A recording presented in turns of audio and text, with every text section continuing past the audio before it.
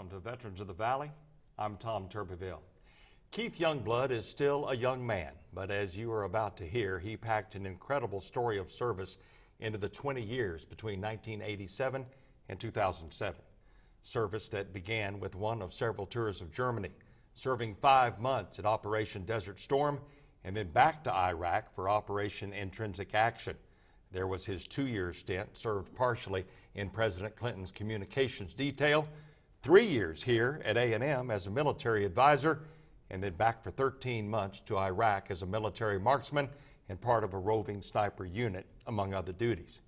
And I have not even mentioned the time that he and 7 others were stranded on a snow-covered mountaintop in Macedonia. His story of service is truly remarkable, and we welcome Sergeant Keith Youngblood to Veterans of the Valley.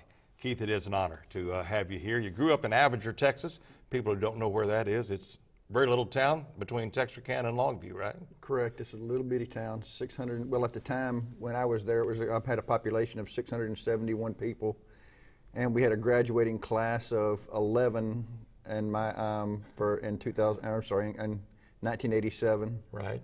How many stoplights?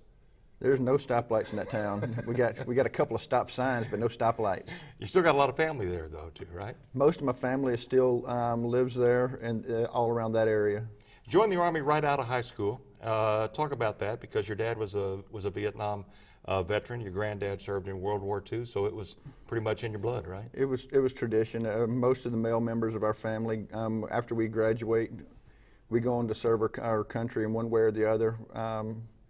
I joined straight out of high school and couldn't think of anything better to do. That was what was ingrained in my blood. Went to Fort Benning for basic, and you became infantryman, first 18 months at Fort Riley in Kansas.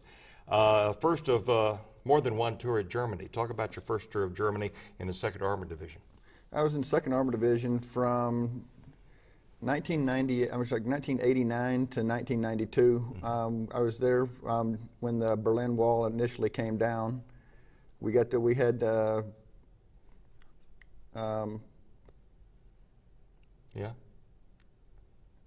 all the I'm trying to think what they're called.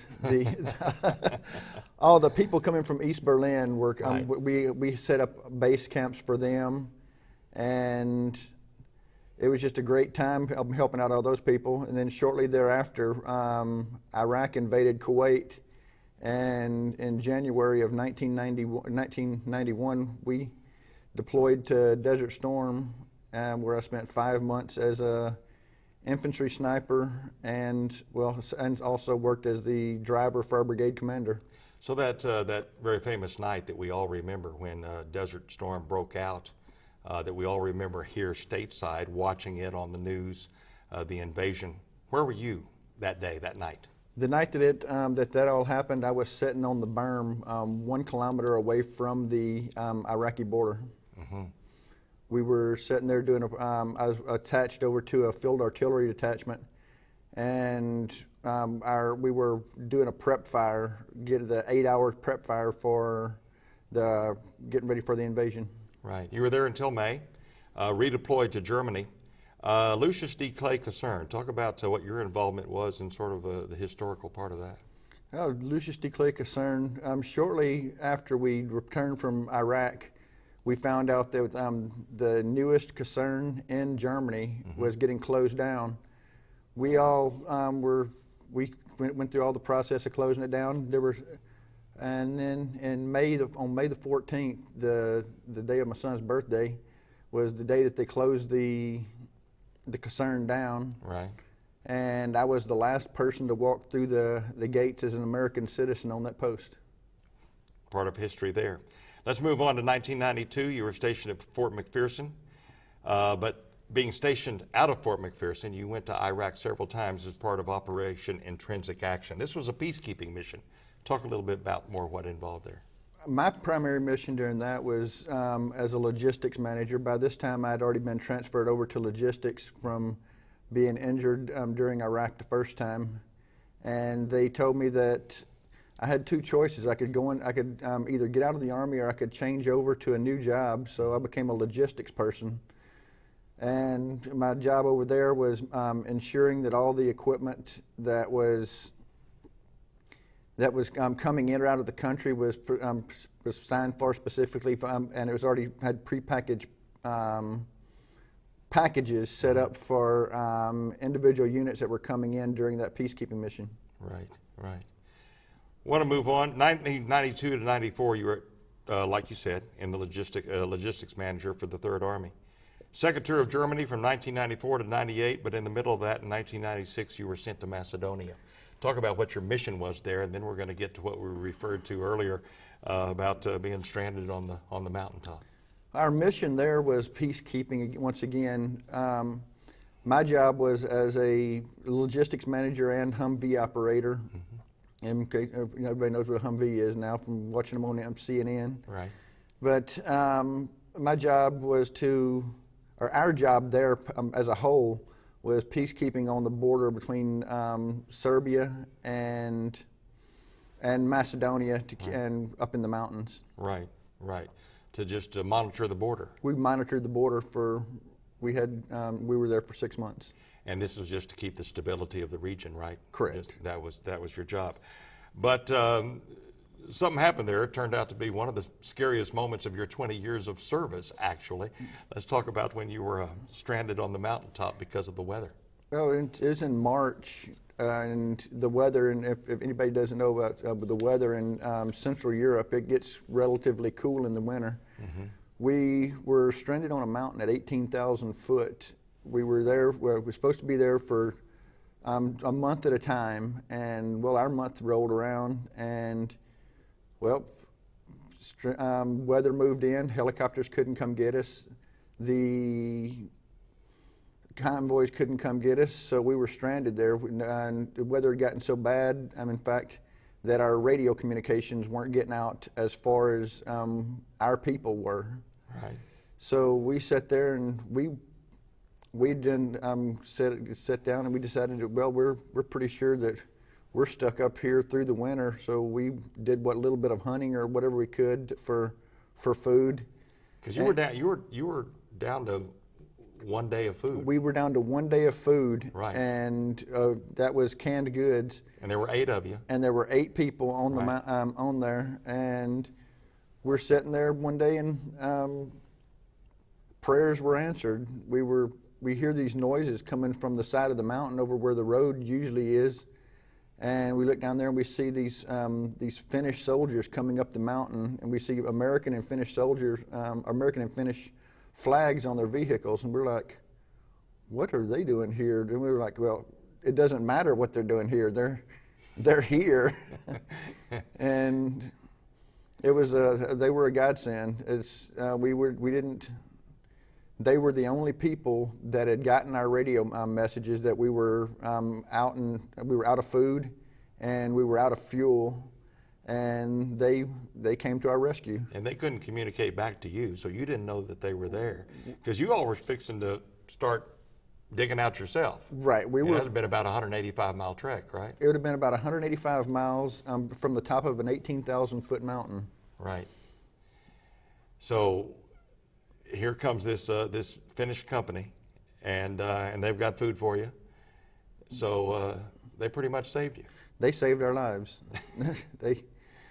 We were going to try to walk out. Otherwise, you had about 5 shovels between you. It would have been it would have been quite a deal. Your last month in Macedonia, traveled over the Balkans for a couple of weeks. Back to Germany again in 97 and 98 for pretty much a normal deployment. And now you're next to, the thing about the Army, you move around all the time. You have no idea where you're going to be sent next. Talk about January 99, you were stationed in Arizona, but your actual operation was in Washington, D.C. a lot of the time. Yeah, I was working there, and I was at Fort Huachuca, Arizona, and then out of the blue one day I get told, hey, Sergeant Youngblood, guess what? You're heading to Washington, D.C. for a month. And I'm like, what's in Washington, D.C. that I could be doing? They're like, well, you've just been detailed to the Presidential Communications Detail. You're going to be in charge of all the equipment for when the president moves anywhere. So I get the chance to visit the White House. I get a chance to fly around with, well, not on Air Force One, but I got a tour of Air Force One and got to fly around on all the presidential details when he, some of the missions that he flew on into different locations where he went. Right. It's quite a bit different from the deployments that you were used to, the foreign deployments. This was more of a little bit fancier type of deal, right? Tagging along with the president. This was a lot fancier. This was suit and tie instead of uniform anymore. So it was a great change, and it was a great experience. So you rotated to Washington a lot from Arizona for this communication detail. And I guess from that standpoint, I guess I wouldn't say you got to know President Clinton well, but you visited with him some, I suppose, right? I did. I got to. I met President Clinton on several occasions, and I got to know his security detail very well. Exactly. Because if you didn't become friends with them, you didn't get to visit with the president. Right. 2001, of all places, you're transferred to College Station to Texas A&M. Talk about what your duty was here at A&M as sort of an adjutant to the Corps, right? Correct. I was a military advisor for Company L1, and then I was also the supply sergeant for the Army ROTC detachment.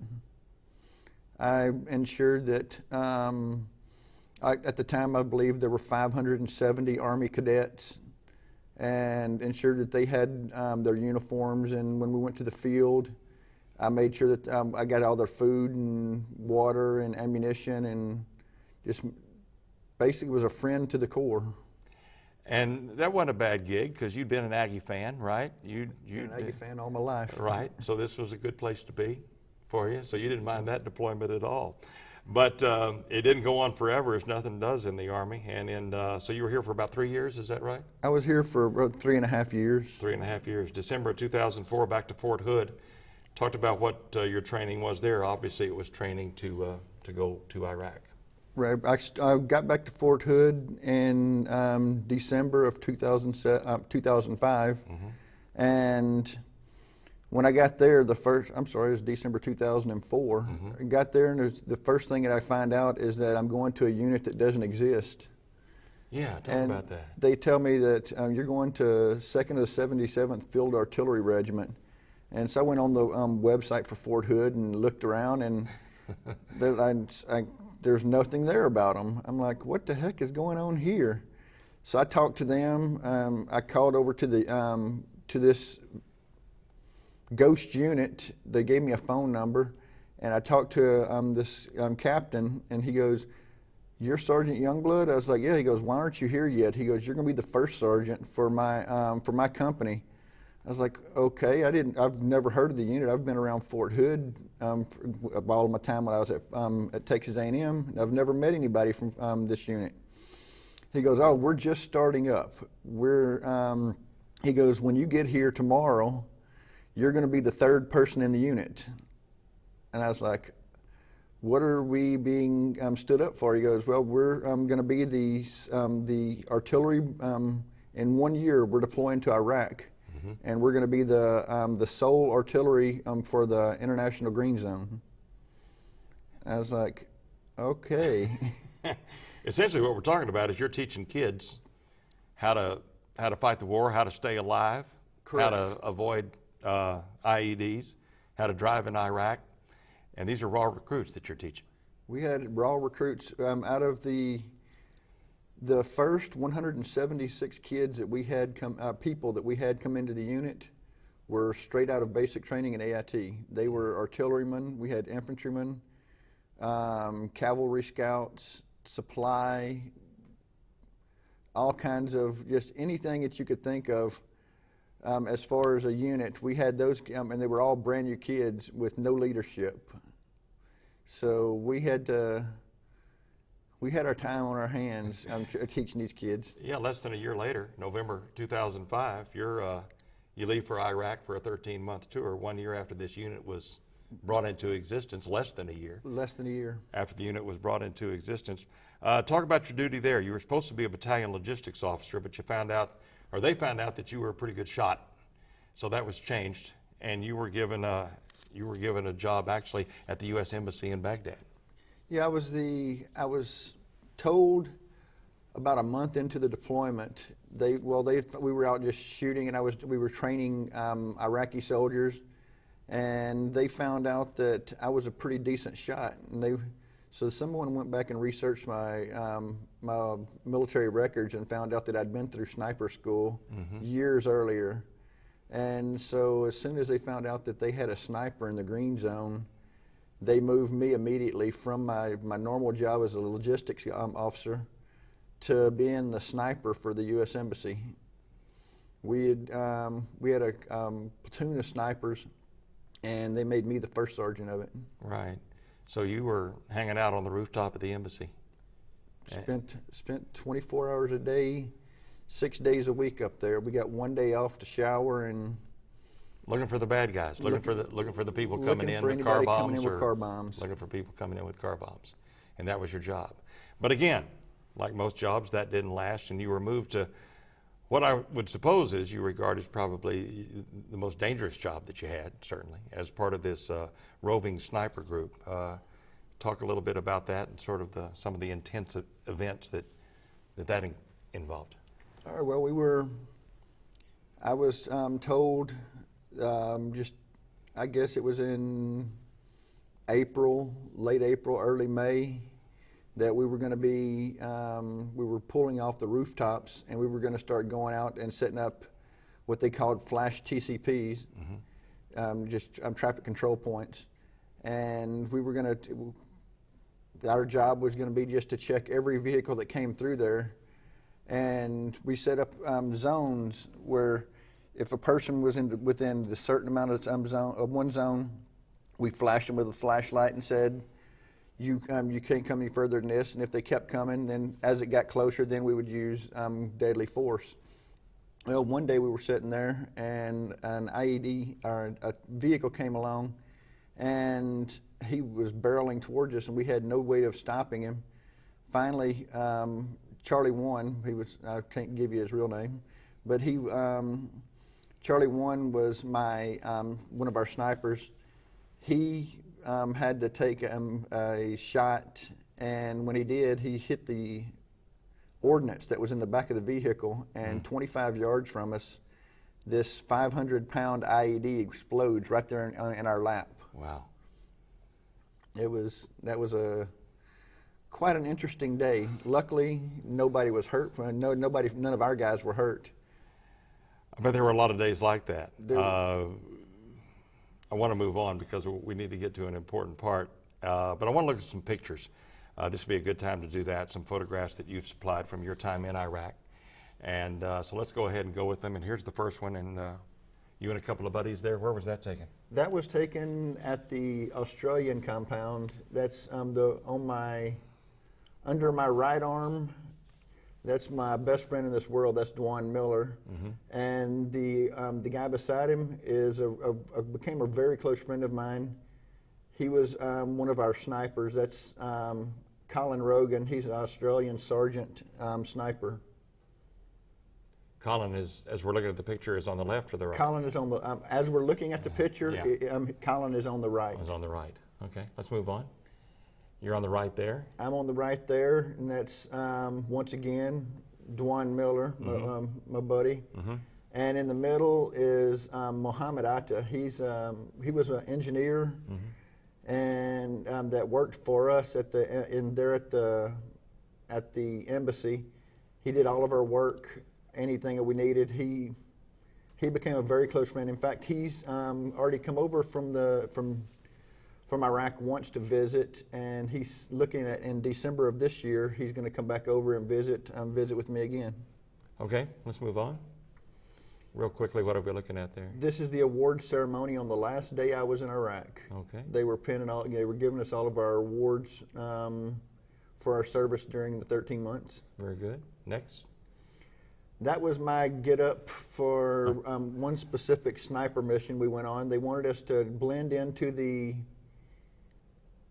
local populace, so. And that's the way you did it. That's the way I did it. There you go. That works. That's Munir Atta.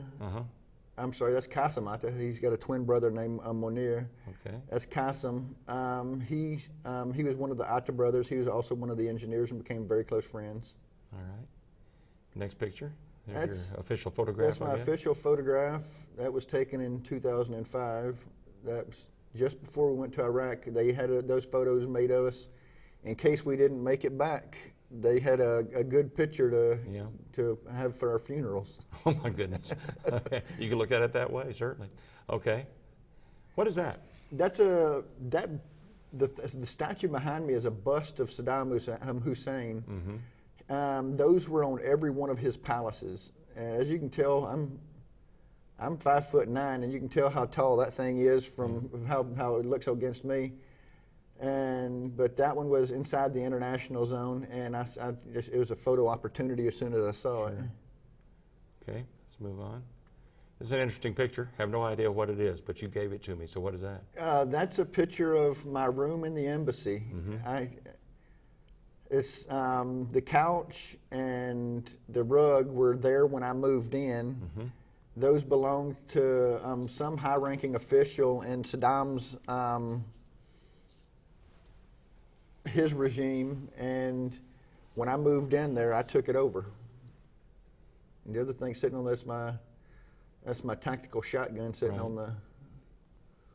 on the couch. Picture of me having a buddy of mine, Greg Bremseth, and I having dinner with the Atta family. Right. These are the ones that weren't ever in the green zone. They didn't get to meet American soldiers, so as soon as they got the chance, they wanted photo opportunities, so we ate dinner with them on a regular basis. Some interesting food. Very good. Interesting photographs. May the 14th is a significant day in your life. Your son was born on that day in 1991. That makes it a happy day. In 2006 makes it a very sad day for you. Talk about what happened that day. On May the 14th at about 1:30 in the afternoon, I was with my roving band of snipers, as everybody liked to call us, and we got hit by an IED, and there were four other people in the vehicle, and one of my gunner had been in the hatch for a long time that day, and I told him, look, you've been in there long enough today, Danny. Let me jump in the hatch and give you a break, let you get down and get some air conditioning. After a little bit of arguing and stuff, he finally decided he was going to come down and get some air conditioning. About 5 minutes later, we hit an IED, and I was the only survivor. I was lucky. I was breaking all the rules. I didn't have my gunner's harness on. I didn't have anything else on it because I knew we were just right outside of the compound. We weren't going to be long. And I was blown out of the vehicle, and everybody else was killed. You lost 4 of your soldiers that day on May the 14th, and that leads us to, we've got about 4 minutes left here. You were diagnosed disability besides physical pain, back and ankle pain. You were also diagnosed with medium to extreme PTSD, post-traumatic stress disorder. Yes. Talk about that, how it's affected your life, but the main message that you want to send is to others who are in Iraq right now or coming back. The stage is yours. Talk about that. Okay, PTSD is nothing to be ashamed of. At first when I got back, I was ashamed of it. I said that I thought it was a sign of weakness. There's no way this can happen to me. This happened to Vietnam vets. They were the ones that had it bad. It's the message that I want to put out to soldiers and to veterans is that if you have PTSD, or if you have an inkling that you have PTSD, go get seen immediately. You can't solve it by yourself. You can't. It's the silent killer of veterans. I don't know what else to tell people. It's just get help. It helps you. It helps your family. So like the message you're trying to say is exactly like you thought it was something to be ashamed of, that you didn't want to confront the denial stage and everything that you go through on that. And what you're wanting to tell young men that have come back, that have gone through a traumatic experience like you did on May 14th, 2006, or any type of experience that you're having trouble sleeping, whatever, don't be afraid to go get help, that there are facilities and there are people especially for that. Right. You can go over on Rock Prairie Road, right here, right here in College Station. Right. You can go over there, or there's, I don't have it with me, I wish I did. There's an 800 number that you can call, and it's the Veterans Administration Suicide Assistance Hotline. Right. They will talk to you if you're thinking of doing anything harmful to yourself, or if you're just feeling down, they'll talk to you. Right. Like, just one thing is get help, please. Get help. That's what it's for. 2006, you went back to Fort Hood. You decided at that time to retire. They gave you the opportunity to re-up for some more, but you decided at that time it was time for your family, right? Yes. 20 years you'd put in. 20 years and 27 days. Well, at the time it had been 19 years, and they offered me a promotion, and I turned it down. I was like, the time has come for me to spend with my family. Mm-hmm. I've drugged my wife and my son around this, all over this country and all over this world for the last, going on, well, for 18 years that we'd been married at the time, and, Right. and for 17 years of my son's life. And I decided it was time that we hang up the hat and become a civilian. It was a good decision after 20 years, and and I know you're very involved with the Veterans of Foreign Wars here, and we appreciate your service, but we're out of time. And thank you for your story and for your service. All right, thank you very much. Thank you, Keith. In 2008, Keith Youngblood was offered a promotion and another tour of Iraq, but he rightly decided that it was family time, a time well earned in 2 decades of service to his country. His courage extends beyond those times that he was in harm's way to today, as he shares his own inner battles so that his story might help others. For that and his exquisite service, we salute Sergeant Keith Youngblood. I'm Tom Turbeville. Join us next time on Veterans of the Valley.